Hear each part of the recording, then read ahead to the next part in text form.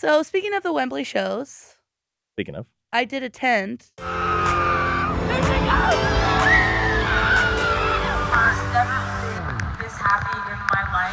Hello and welcome to the TMZ Swiftie podcast. I'm your host, Melanie Miller, and today joining us is a man with a mustache, Edward Lewis. Just like Travis, right? Yes. Right. Somehow I feel like it looks better On me. on Travis. On me. Yeah. What's the point of this mustache today? I'm growing my hair out a little bit, and I got a mustache, and I saw Travis Kelce work for him, so I'm like kind of doing it too. Okay. You don't like it, huh? I'm not gonna lie to you. Hmm? It doesn't work for you. It just gives very Jeffrey Dahmer. What? Jeez. Oh, what a dark turn. My goodness. I'm sorry. If you put a pair of glasses on the guy, that's who he is. Is that bad? Are we gonna have to cut this? I might have to redo the show. Find another co-host. Just maybe. It's just the hair and the. It's just the hair. And the blue eyes. And the blue eyes. If you put some glasses on. Okay. Anyway. We should start the show. All right. Great mustache. Thanks, Mel. Thanks for being here. Thanks for having me. TMZ Sports finest. Sports finest. Educated. Okay. On to our Taylor Swift breaking news of the day.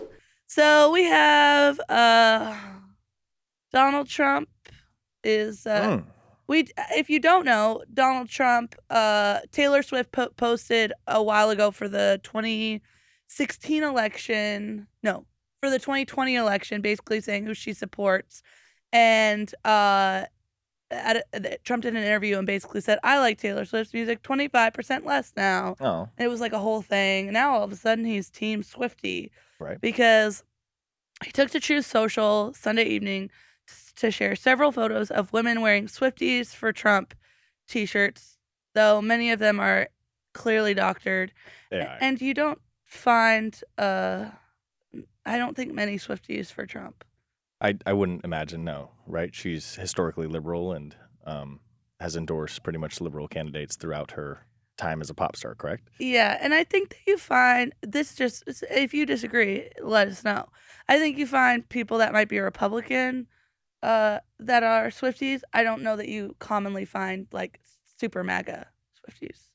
Yeah, I mean, but music kind of transcends all that, right? Like yeah, you could be a Republican and still have breakup feelings and you could want to shake it off and all that stuff. You know what I mean? Like I think her music transcends it all. And also Taylor has not yet endorsed Kamala Harris, correct? She has not endorsed Kamala Like at least Harris. publicly. And She did endorse Biden. Right. And I think by this time. And this almost feels like a way for Trump to maybe cut that off at the pass before it gets there, right? Because now you're talking about Taylor, you're talking about Trump, then Yeah, but this only would encourage her. So he also posted an AI created image of Taylor dressed up as Uncle Sam, and the caption said, Taylor wants you to vote for Donald Trump. Right. And then he wrote, I accept. So I feel like this is not going to help him because it's going, like, maybe she wouldn't have said anything, but now she's probably going to be like, I definitely am supporting Kamala Yeah, but I Harris. get that. If I'm playing devil's advocate, I believe this kind of cuts cuts it all off at the kneecaps, right? I mean, or at least it somewhat softens the blow, I think, from the Republican side because now he's kind of got all this narrative. He's got the headlines. He's got Taylor Swift in the headlines. He's got Donald Trump's name in the headlines. I know everybody knows it's fake, but like still, I don't know. It just feels like it softens the blow. I think when she inevitably comes out and says she's Kamala Harris. I think it just like it's like a trampoline effect. I guess I don't think it hurt him, correct? Like to get in front of this, to get Taylor Swift's name out. Now when you Google Taylor Swift presidential, it goes to Trump on this stuff. You know what I mean? It's not necessarily she endorses Kamala. I don't know. I feel like this is look, I'm not in the politics game, but I think this is calculated. Hand to come out. Sure, but I think he knew it was inevitable, right? That's the feeling among Swifties is that she's going to come out and support Kamala at some point, correct? But it'll lessen the blow when she does. I don't know. That's at least my theory on why he did it. You know what I mean? What does he gain out of this other than clearly becoming a liar? It's just clickbait. Yeah, that's what I'm saying, and it clickbaits it, and it gets in the SEO, the search engine optimization. Although I do feel like certain people that are MAGA fans believe most things that he says. And that's the other part of it too. You know, like So how many of these fans don't know that these are AI generated? And that's what I mean by softening the blow. Older Like crowd. that's what I'm saying. Yeah. It's like, oh, Taylor Swift does support Trump. Exactly. And that's and I think it's obviously these politicians are much more calculated than I am. They know that there's got to be some sort of reason he did this, especially in front of the DNC. I think this was a calculated move on his part, and we'll see if it works. Right? Solid theory. Thanks. Well done. Thanks. Okay. Our second topic of the day is not as funny. So Taylor Swift was playing I think as we're recording this episode, she's about to start playing her 8th show at Wembley tonight. She did the other day bring 2 young victims of the Southport stabbing. And Taylor's mom was there. Taylor was there, did a meet and greet with these fans and their families. One of them had a bandage on her arm, all up her arm, and it said, "You drew stars around my scars," which is a lyric from Folklore Cardigan. Yeah. So it's just kind of I think it just further proves that they're obviously going through a hard time, but they're still using Taylor's music to kind of cope with it. Yeah. And then she's stepping in and being so supportive and showing them how much she cares and meeting with the family, and they all dressed up. It just must be a pretty difficult time. From Taylor's side specifically, obviously we know how the family, this is obviously the most devastating thing you could possibly go through as a family. But from Taylor's side, I mean, can you imagine her side of it? Like I'm such a big pop star and people are having themes of me, and then they're having a theme party of me, and they're losing their lives. I can't imagine that feeling. You have to have some sort of guilt. Exactly. What a horrific thing. Like these people were just trying to enjoy my music and be around me, and some of them lost their lives. I think it's just such a sinking feeling. But on the flip side of that, for her to want to reach out and to do all these kinds of things it's so cool to me. You know what I mean? It would have been so easy to send thoughts and prayers and just go perform, and for her to it seems like she constantly does this, correct? Always. When there's tragedies in or around her that invoke her name. She reaches out personally. She meets them. Yeah, this is very cool. I was really happy to see that. I mean, we sat here a couple weeks ago talking about how we know she's going to do something for them at Wembley, and of course she does. She did, yeah. No surprise. But that's what the Vienna debacle that I'm curious about, that I wanted to get your opinion on, is it didn't seem like she addressed any of that Vienna stuff at the shows, correct? So we have discussed this, and what we've basically talked about, if you haven't watched her show before, is there were a lot of theories that the FBI and the CIA were basically telling her not to personally address it, because if she personally addresses it, then it could get other people fired up, because she's giving them the attention that they're looking for. Sure, yeah. And she didn't even address it on her own Instagram. The Taylor Nation was the one that put on the story that the Vienna shows were canceled, which is by her management team. So it was from her, but not from her. It's interesting that you wouldn't have some sort of sources leaking that out. Like, hey, look, Taylor would like to speak about this, but she can't. Yeah. You know what I mean? I don't know. I think they just took it incredibly seriously. Yeah. I mean, obviously. And I was shocked. I thought that she might say something at Wembley. That's what I'm saying, yeah. Didn't say a single thing. But this is I love this. I really liked this story when I saw in the emails yesterday, and I appreciated that she took the time out, because like I said, how easy would it have been just be like, thoughts and prayers, and this is my new show, shake it off, and just for her to actually host these people. But it goes to show why she has a fan base. She's awesome. Yeah, she's really cool. Yeah. It's nice. Yeah. So speaking of the Wembley shows. Speaking of. I did attend. Did you? How many? Well, this will be my 6th show, but my how many Wembleys? Just one. Okay. I could only afford one. It was $2,000 for the ticket. Woo! How were your seats? Horrible. I was in the roof. $2,000 for horrible ones. I was 5 seats away from the top of the stadium. Mind-blowing. That's another thing though. How do people afford to go to Taylor Swift shows? I don't know. I'd like to sell my body. But basically, and to make matters worse, so there was a whole thing that went around where Swifties were getting their seats moved due to obstructed view. Did see that, yeah. Situations. Well, my seats did not get moved around, and I still had an obstructed view. Oh. So basically, her stage is comes out. It's a diamond, and then it goes to a T.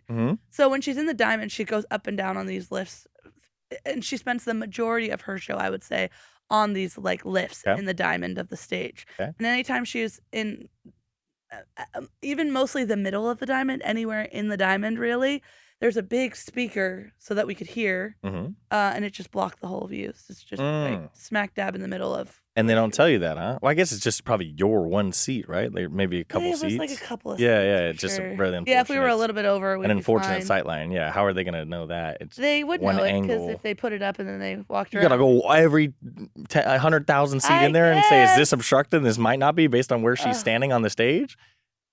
I don't know. It was that sucks, though. sad for the $2,000. However, it was the most expensive one. The worst seat I've ever had for the most expensive. I've had way better seats for like $200. Oh, where was that at? In the U.S. in Boston. Oh. But it was a fabulous show. I'd never been to Wembley. She sang London Boy. You know I love a London boy. I enjoy watching. I'm familiar with it. Oh, It sounds great. Football boy. They changed the lyrics. Oh, because Travis Kelce. Right. Who was that about initially? Harry? Joe. Oh, Joe. Okay. Yeah. But she sang it. She wasn't upset when she sang it.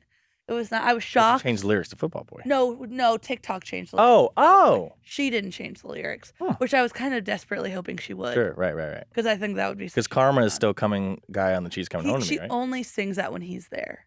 Oh. Yeah. Wow. Maybe if he was there, she would have sang Football Boy.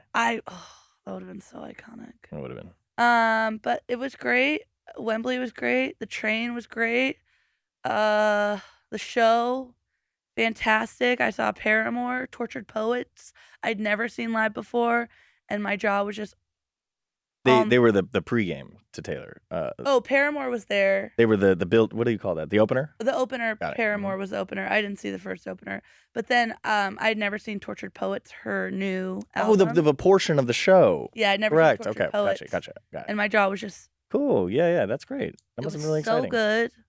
She was amazing, even though I had a lack of a view. Well, for like half of it. 3/4. Yeah. Yeah. At least you had a quarter. Yeah, I had a quarter.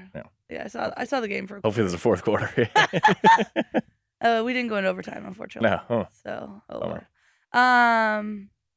there was security everywhere you looked. Good. Tons of security. Yeah, that must have been frightening, given what happened. No, well, it wasn't at all. Really, you didn't think that, given what happened a week before, that would have worried me. That would give me a little bit of a. I had no pause or worry. Good, that's good. But there was security everywhere, and you couldn't. So what I thought was interesting, I sent this in.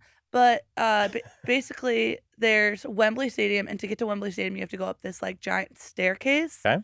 And to get up the giant staircase, you had to show that you had tickets, so you couldn't even get close to within the stadium if you didn't have tickets. Sure. So I feel like if somebody had some sort of bad thing happening, it would have stopped there. It wouldn't have gotten close to it wouldn't have been enough to get close to the stadium, which is I think the main safety thing I noticed happening. Anyway. Yeah, that sounds fun. I'm glad you're back. Glad you made it safe. Thank you. Yeah, 16 hours. Hey, you gotta do what you gotta do. I did what I did. Yeah. And I almost didn't make it back, but I'm here. Okay, moving on to our Daddy Travis update. Come on in, Daddy. Do I come in now, or does he come in? Is there a part of the show? I'm just manifesting that, like, one day if I go, come on in, Daddy, Travis will come walking through the doors. And then what do we do when he walks in? What's up, big guy? Hello there, and then he walks in. Okay. He could if he just wants to like pop in and say hi to the camera for one. Sure, that'd be fine. I'll take it. Okay. So this is interesting, not surprising in the slightest. Actually, I kind of saw this coming. So Patrick Mahomes is confirming that Travis Kelce grew out his hair because of Taylor Swift. Right.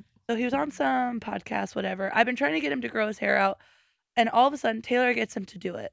But I'm going to tell you right now, those old photos of Daddy Trav in his... When he had the coif? When he had the luscious hair on top of the head. Sorry. I was twice. He is so attractive. He looks so good. And I just have been thinking, like, the whole time she was dating him with the buzz cut, I was like, damn, I wonder if she's going to get him to grow the hair out, because women like something to grab onto. And sure enough, grows it out. And Patrick confirms for us that it was because of Taylor. Well, it was like it's been a whole year since they started dating, so it's not exactly like she's been like pleading for this. No, like this. I think how do we maybe know? wanted to keep the same style through the football season because like football season in February. It's yeah, August. but then after football season, he started growing it out. That's when he started growing it out. I mean, it's been 6 months since He's had long hair for a while. He just recently got it. No, he has had long hair, and it's not even long. He had long shorter hair than mine currently. He had longer hair in Australia. It is currently shorter than mine. Correct, but his hair maybe takes a little longer to grow. I'm not sure, but he had longer hair than the buzz cut in Australia. I'm with you though. I do like it a little longer on him. You know what I mean? Yeah. It feels like it fits Taylor's vibe a little more. You know what I mean? Like he looks more of a pretty boy when it's like coiffed. Yeah. And that feels like more of the Style. kind of man that she likes. And he looks more like tough and rugged. And I think Taylor. What's my ex-man hate that, but over there? What's going on right now? Oh, and she has the song "Shake It Off." And to the fella over there with the hella good hair, because every time he would go to London, he'd take off his hat and go like this. Harry Styles. Travis Kelce. Oh, London. Why is he in London? When he was in London the first time. Oh, maybe it was Paris. No, when he was in Paris and London. He went to Paris and London. Okay. The first 3 shows in London. And she would say to the fellow over there, and he would take off his hat. And he would take the hat off and then rub his fingers through his hair. So maybe he grew it out because he was like tired of being not the guy with the hella good hair. And like he knows what she likes. Well, you would think he would have known that in the previous 12 months of dating. Okay, but let me make a point real quick. Okay. He grows out, he starts preseason with a mustache. In 2023. He has it now. Yeah, but yeah. Right. He also had it. Can I make my point? Okay. Okay. Go ahead. So he starts with a mustache and then he lets the beard grow and he doesn't cut the beard at all because Super Bowl he had a big ass beard. So it's like what's the when you're like superstitious? Superstitious. It's a superstitious thing that he doesn't point cut out your beard. knee for superstitious. Okay, go on. I don't know. Well, I'm just like, what is it? What is it? Oh, okay. Or like tapping things, like tapping things a certain amount of time. Cool. Okay. He's a superstitious, so he didn't cut the beard at all. Okay. So I think that's why, because he couldn't change his hairstyle in that season because it would affect the superstition because he keeps his hair on top short, never touches the beard. I just think it's easier to play football. I used to play football, and when I had like a shaved head, a close head, it was much more. Felt better. He ain't cutting it. That's okay. I hope he looks not. better. Yeah. Yeah, he looks good. I like to see the quaff again. Yeah, I'd like that too. Yeah. But no surprises that Taylor asked him to grow that thing Right. out. Sorry. Whoa. I'm so sorry. Whoa. I'm just thinking about it and I can't help myself. That's Taylor's man right there too. I know. God, he looks so good, huh? All right. So, Edward, we throw to you to now explain the football mumbo jumbo. We brought Edward in specifically today. Thank you, Edward, for being here, by the way. Yeah. Sorry I called you out for the Jeffrey Dahmer stuff in the beginning. Whoa. We're going back. But so Edward is a big sports guy. So we would like to inform me, other Swifties, football season's getting up. We brought an expert football person in to explain what happened between Patrick and Travis in that throw.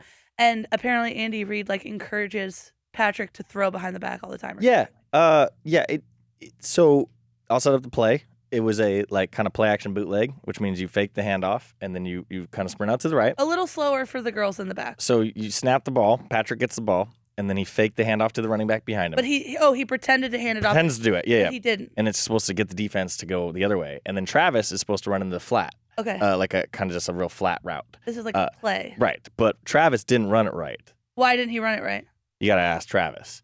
Oh. So Patrick was this is from Patrick's perspective. He said he was pissed and he was so mad at Patrick that he just yeeted the ball behind his back. No, Patrick was so mad at Travis. I'm sorry, Patrick was so mad at Travis because he ran the wrong route that he just yeeted it behind his back and didn't even throw it anywhere. In disgust. No, he was throwing it at him, but he was just annoyed, ugh, Patrick or Travis, and just chucked it behind him. And then Travis caught it, and it was obviously the world's greatest play. Wait, was it the world's greatest play? I mean, anytime Patrick Mahomes does anything unconventional, people just lose their minds. And now that he's throwing it to Taylor Swift's boyfriend, it's it led our site for the whole day on Sunday. Wow. Yeah. But yeah, so this is Patrick Mahomes. If you don't know this, he's like the wizard of football. He plays the game unlike anybody's ever played it before. Would you consider him better than Tom Brady? Pound for pound, yes. Tom Brady has What a does that better mean, resume. pound for pound?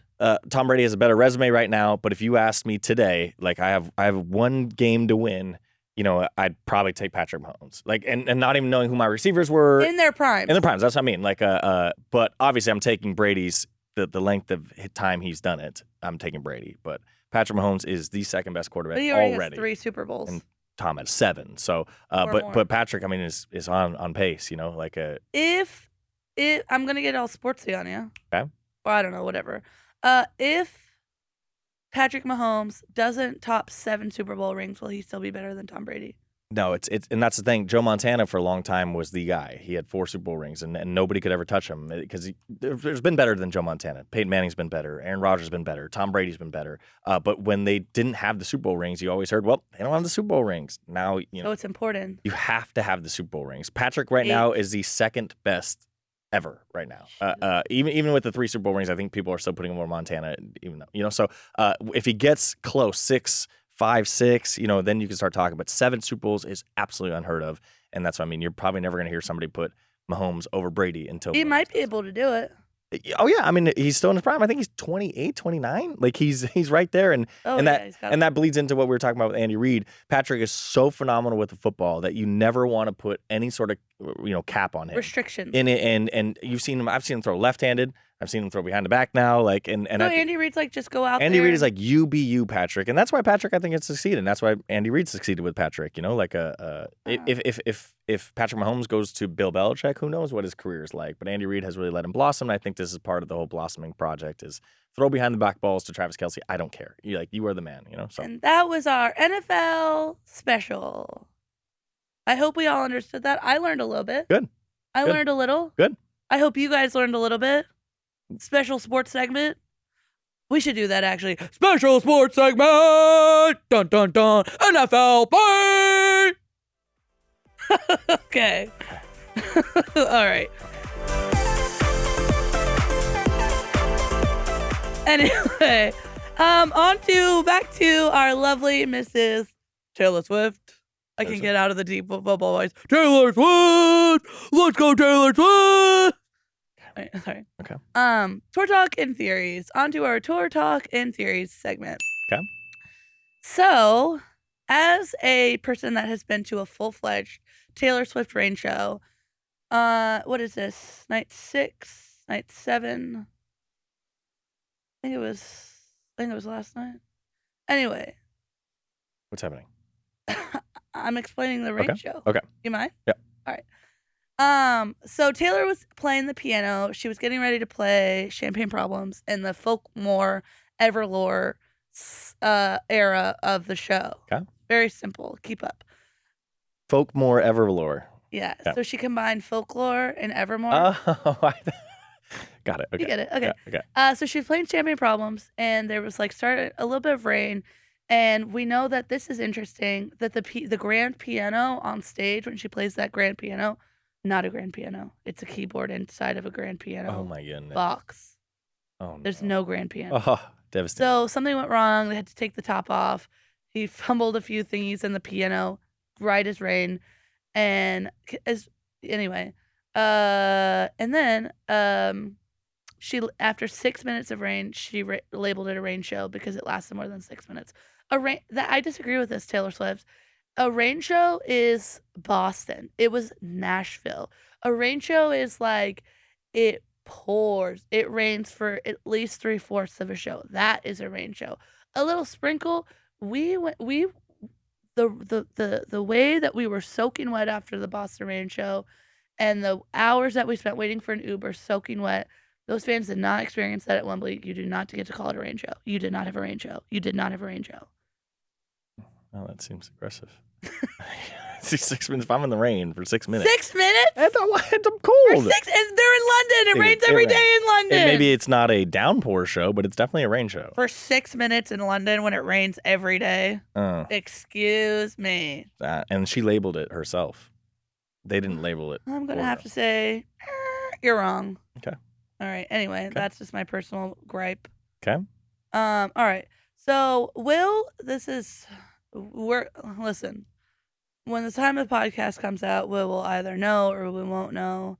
But there are so many people online saying that we are not going to get a rep announcement, Reputation, Taylor's version.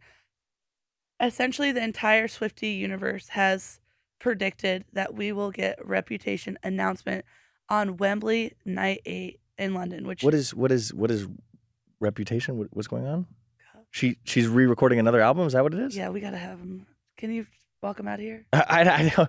Wait, what's going on? Into the door. So the Reputation is supposed to be announced that she's re-recording. She's re-recording all 6 albums. Right. Reputation is her 6th album. She only has to reclaim her name and her reputation. Okay. Reputation being the album, and then Taylor Swift debut being the first. So she has bookends, 1 and 6. She hasn't done 1 yet. She hasn't done 1 and she hasn't done 6. Okay, got it. Okay. So we all think because she hasn't worn the Reputation suit, okay, or she's only worn the same one through this entire tour, okay, we're thinking she's going to come out in a green suit on Wembley at Wembley Night 8. Got it. Okay. And if she does, we'll know. And that she's going to re-record it, or that it's already re-recorded? Already re-recorded. She's going to announce that'd be cool. Yeah. Reputation's coming out. Yeah. Do you notice a difference when she re-records them in terms of like vocals and all that stuff, or no? A lot of Swifties do. Yeah. Do you? Some, but just not much. It's very minor. I think once you like listen enough times, then that feels like the original. Sure. Okay. You know? Cool. And I don't want to disrespect Taylor, so I'm not going to listen to the originals, no matter how much if I don't like something. Like The Last Kiss, Breath, it's never going to be the same, but I have it in the memories. You know. Right. And I have bought the CD, so I'll listen on the CD if I have to. Okay. Right. You don't have to I can't download. stream. Yeah. it. Okay. Anyway. Understood. Yeah. All right. So anyway, I hope that Reputation will be announced. I will say this before we move on. There's a lot of people that say, sources close say, we're not going to get a debut or a Reputation announcement. Even like the tour's going to end, we still won't have one. Okay. So give you something to look forward to, though. I guess that's true. Positive attitude, positive results. All right, moving on to our fun fact of the day, and this is coming straight out of Wembley Stadium. Okay. So this is a little controversial. Sorry, I was getting a little too comfortable. I put my foot on the table. This comes straight out of Wembley Stadium. The Blue Crew, you know about the Blue Crew, right? Nope, I don't. So let me break down the Blue Crew for you. Okay. The Blue Crew very quickly got deemed the most coveted sweatshirt to get at the Eras Tour merchandise. Oh, stand. Interesting. Okay. So I famously, just kidding, I wore the Blue Crew when Kanye West. The blue crew neck. The Blue Crew neck. Oh. When Kanye West God, I do berated remember that. me, Yes, I was wearing the Blue Crew. And I remember people commented and they were like, "Holy, she has that shirt. She has the Blue Crew on." Wow. Yeah, because it was impossible to get, and I had a friend working on the tour, and so he got in line at the merchandise inside before the doors opened, so he was able to be the first one in line to get me the Blue Very Crew. cool. It was very, very difficult to get. Sure. And you would have to wait in line for hours. The merchandise would open days before the show even started, and there was only a limited amount of Blue Crews, and if you didn't get it like first 1 to 3 days, you're screwed. Like for like LA, she had like 6 days here, so you were able to buy merch for like 9 days. The first 3 days, Blue Crew's gone. Gone. Forget it. You're over. It's done. Okay. I didn't know that. Very, very hard to get. I think she had saved a few Blue Crews for each show. Okay. But still, in Wembley, the lines for merchandise were insane. I already have merchandise. I'm not waiting in line. So I did run out of beverage during Folklore Evermore. Okay. And I went, and I've seen it 6 times. So during Cardigan, my least favorite songs. No, during the one, whatever. What? Am I boring? No, it's just interesting that you have least favorite songs. Oh, no. Just like if I had to walk, don't you dare look at me like that, Wild. Don't you dare. What I'm trying to say is if I had to miss one to get a new beverage and a potential merch item. Okay. And I've seen it 6 times. That's This is the one that I was going to miss it for. That's why I'm saying I don't have a least favorite song. Okay. Don't you dare put that in. Don't you dare make that. Don't you dare make this one of the IG TikTok thingies. Don't you dare. Don't you dare do that to me. Anyway. Okay. I was having a few bevs. I was whiny. It was a few wines deep. And I went to go get a new glass of wine, a new glass of beverage, and I saw there was nobody at the merch line. Okay. And I go, could it be? The Blue Crew's there. And the Blue Crew was still up on the like thingy where they show available merch. Sure, that's great. And I go, holy smokes. And it was my friend that I went with. It was her birthday a couple days before. And I saw the guy buying a Blue Crew, and I was like, no freaking way.